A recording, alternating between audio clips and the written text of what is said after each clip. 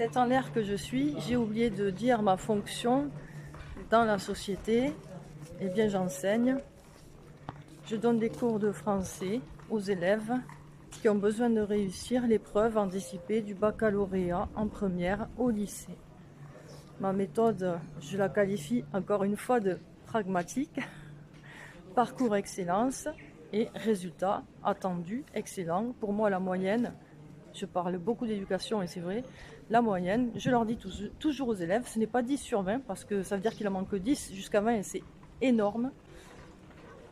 La moyenne pour moi, minimum, c'est 13. Mais j'attends des élèves qu'ils aient au moins à l'oral, au moins 14.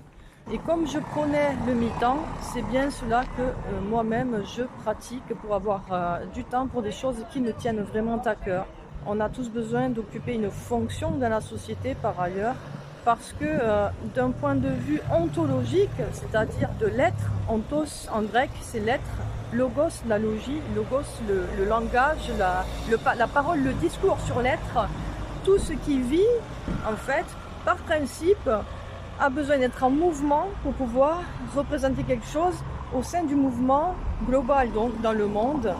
Et on ne peut pas rester sans rien faire, c'est illogique. D'ailleurs, on ne se sent pas bien si l'on ne fait rien. Vous remarquerez qu'on développe des complexes et que l'on devient très dur à vivre envers les autres parce qu'on se juge intérieurement. Quelque part, c'est anti-nature de ne rien faire. Donc oui, j'occupe une fonction. Je travaille en mi-temps aussi, ce que je prônais justement.